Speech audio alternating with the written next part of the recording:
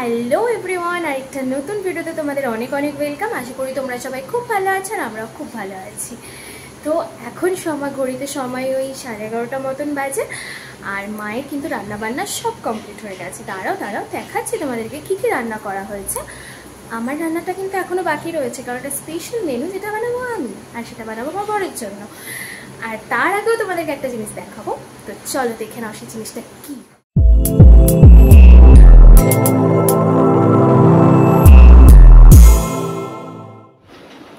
বাবা আজকে সকালবেলা উঠে এত আম পেড়েছে। কালকেও প্রচুর আম পাড়া হয়েছিল, আর আজকেও প্রচুর আম পেড়েছে। তো কি আমগুলো দেখে কাদের খুব লোভ লাগছে, খেতে ইচ্ছা করছে, তারা কিন্তু কমেন্ট করে জানাতে ভুলো না। তো এবার চলো তোমাদেরকে দেখাই যে মা আজকে কী রান্না করেছে, আর আমি স্পেশাল মেনুটা ঠিক কী বানাচ্ছি। ভাত, যেটা আসল জিনিস সেটা তো হবেই। আর এখানে রয়েছে পাতলা মুসুর ডাল, পেঁয়াজ দিয়ে, শুকনো লঙ্কা ফোড়ন দিয়ে। এখানে রয়েছে ভোলা মাছের কষা, যেটা একদম কষা করে করা হয়েছে একদম। আর এখানে রয়েছে কাজু কিশমিশ দিয়ে আমের চাটনি। ঠিক আছে, আগে জানো তো এই বাড়িতে কিন্তু ভোলা মাছ তেমনভাবে আসতো না, কারণ ভোলা মাছ খাওয়ার মধ্যে আমার শাশুড়ি মা আর আমি, আর আমার শাশুড়ি মা একার জন্য বানাতো না। তবে বিয়ের পরে একবার আমি বলেছিলাম যে ভোলা মাছ খেতে ভালোবাসি, তারপর থেকে বাজার থেকে ভোলা মাছ আসে। কারণ এই বাড়িতে না বড় মাছ বেশি খাওয়া হয়, যেমন কাতলা, রুই, তারপরে আর এইসব বেশি খাওয়া হয়। আর চিংড়ি মাছটা আসে আমার বরের জন্য, যেহেতু ও আর কোনো মাছ খায় না। কিন্তু আমি যবে থেকে মাকে বলেছি যে আমি সব রকম মাছ খেতে খুব ভালোবাসি, তো মা যখনই বাবা যখনই বাজারে যায়, মা বলে দেয় এই মাছগুলো নিয়ে আসবে। তো এই জন্যে আজকে এরকমই ভোলা মাছ আনা হয়েছে, আর সেটারই ঝালও আনিয়েছে। তো এবার চলো দেখাই যে তোমাদেরকে আমি আজকে কী স্পেশাল বানাচ্ছি। তো একটা না, আজকে দুটো রেসিপি তোমাদেরকে দেখাবো। দুটো রেসিপি তোমাদের সাথে শেয়ার করবো না, একটাই রেসিপি শেয়ার করবো। আর এটা আর কি একটু বানিয়েছিলাম বলে জাস্ট একটু এক ঝলক দেখিয়ে দিলাম, পটল বাটা, এটা বুঝলে।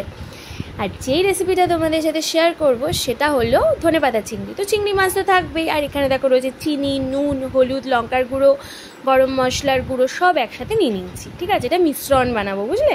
আর এই যে এখানে নিয়েছি সবুজ দেখতে পাচ্ছ, এটার মধ্যে রয়েছে পেঁয়াজ, রসুন, আদা, ধনেপাতা। আর এইটা রয়েছে হলো দই আর নারকেল কোড়া। নারকেল কোড়াটা কিন্তু অপশনাল, বাড়িতে না থাকলে দেওয়ার কোনো প্রয়োজন নেই, আমার ছিল তাই দিয়ে দিয়েছি। আর রয়েছে এখানে আলুটা দিয়েছি, কারণ আলুটা বেশ আমার বর ভালোবাসে, তাই আর কি, না দিলেও চলে আলুটা। ঠিক আছে, এখানে নিয়েছি সর্ষের তেল। তোমরা যারা আমার ভিডিও দেখো তারা তো অবশ্যই জানো যে আমি সর্ষের তেলে রান্না করতে কত ভালোবাসি। এমনকি আমি আলুটাও ভেজে ফেলি, যখন আলু ভাজা খাই সেটাও আমি সর্ষের তেলে ভেজে ফেলি, জানো, এক সময়। তো এখানে আমি সাদা জিরে ফোড়ন দিলাম। ফোড়নটা কিন্তু বেশি ভাজার দরকার নেই এই মুহূর্তে, কারণ আমি কিন্তু এর মধ্যে আলু ভাজবো। আলুর মধ্যে কিন্তু তখন কোনো ওই গায়ে হলুদ করা যাবে না আলুর, ঠিক আছে, তাহলেই কিন্তু সমস্যা। কারণ তখন যদি আলুর গায়ে হলুদ করতে যাও তাহলে তেলটা কালো হয়ে যাবে, এতে কি হবে, এর রূপটা বেশ ভালো খুলবে না রান্নার পরে, বুঝতে পারলে। তো এই জন্য ওইগুলো ছাড়াই আর কি আলুগুলোকে বেশ লাল লাল করে ভেজে নিতে হবে। ঠিক আছে, দেখো আমি তো আর লাল ঝাল বলবো না, কারণ আমি ঝাল খাই না, আমার বড় ঝাল খায় না, তাই বেশি ঝাল আমি ব্যবহার করি না রান্নায়। তাই আলুগুলো ভাজার পর এখানে চিংড়ি মাছগুলো দিয়ে দিলাম। চিংড়ি মাছ না অনেকে তোমরা খুব কড়া করে ভেজে ফেলো, অনেকেই ভাজো, অস্বীকার করবে না কিন্তু। কিন্তু আমি কিন্তু একদমই হালকা ভাজি, এতে চিংড়ি মাছটা না খুব নরম থাকে। তো চিংড়ি মাছটা ভালো করে ভেজে নিচ্ছি। তোমাদের কার চিংড়ি মাছ ভালো লাগে আমার কিন্তু কমেন্ট বক্সে জানাতে ভুলো না, ঠিক আছে। তো সেই তেলের মধ্যে আমি এবার দিয়ে দেবো ওই যে একটা মিশ্রণ বানিয়ে রেখেছিলাম না, ওই যে হলুদ নুন দেওয়া, সেই মিশ্রণটা এবার দিয়ে দিলাম। ঠিক আছে, মনে আছে তো নাকি যে কী দিয়েছিলাম? ওই তো হলুদ দিয়েছিলাম, চিনি দিয়েছিলাম, তারপরে আর যেন কী দিয়েছিলাম নিজেই ভুলে গেছি, লঙ্কার গুঁড়ো দিয়েছিলাম, তারপরে ওটাকে কী বলে, গরম মশলার গুঁড়ো দিয়েছিলাম। তারপরে দেখো বেশ তেল আর মশলাটা বেশ মাখো হয়ে ভালো করে ছেড়ে গেছে। তখন ওই যে সবুজ পেস্টটা যেটা বলেছিলাম, ওই ধনেপাতা, পেঁয়াজ, রসুন, আদা, ওইটা দিয়ে দিয়েছি। ঠিক আছে, ওটা দিয়ে এবার সব খুব ভালো করে না কষিয়ে নিতে হবে, একদম কষা। 2-3 বার একটু জল দিতে ভুলো না কিন্তু, এতে কাঁচা গন্ধটা খুব ভালোভাবে চলে যায়, আর খুব ভালোভাবে না রান্নার টেস্টটাও আসে। তো খুব ভালো করে আমি কষিয়ে নেওয়ার পরে এর মধ্যে দিয়ে দেবো ওই নারকেল আর টক দইয়ের যে পেস্টটা ছিল সেইটা। নারকেল না ফ্রিজে দেখছিলাম একটুখানি রয়ে গেছে, তো ভাবলাম যে কি আর করব নারকেল দিয়ে, ওইটুকুনি নারকেল দিয়ে ছিল কয়েক টুকরো নারকেল, তো ভাবলাম দিয়েই এর মধ্যে, খারাপ তো আর খেতে কিছু হবে না। দেখো কষানোর পর এই যে তেল মশলাটা একটুখানি ছেড়ে ছেড়ে এসছে আর এইরকম ঘনত্ব এসছে, তখন এবার দিয়ে দেবো হচ্ছে চিংড়ি মাছ আর আলুটা। কারণ এই সবকটা তো একসাথে কষাতে হবে আবার, না হলে যে এই যে ফ্লেভারটা, ঠিক আছে, মানে এই মশলার যে ফ্লেভারটা সেটা তো আলুর মধ্যেও ঢুকবে না, চিংড়ি মাছের মধ্যেও ঢুকবে না। তার জন্য খুব ভালো করে কিন্তু ওগুলো দিয়ে আবার ভালো করে কষিয়ে নিতে হবে, ঠিক আছে। একদম মাখো মাখো হবে কিন্তু ব্যাপারটা, ঠিক আছে। এই দেখো একদম ভালো করে একদম প্রেমটা বেশ একদম মাখো মাখোভাবে জমে যাবে, ঠিক আছে, ভালো করে। তখনই মাখো মাখো প্রেমের মধ্যে তোমাদেরকে জল ঢেলে দিতে হবে, যেটা আজকালকার দিনে মানুষ আর কি করেই থাকে বেশিরভাগ সময়।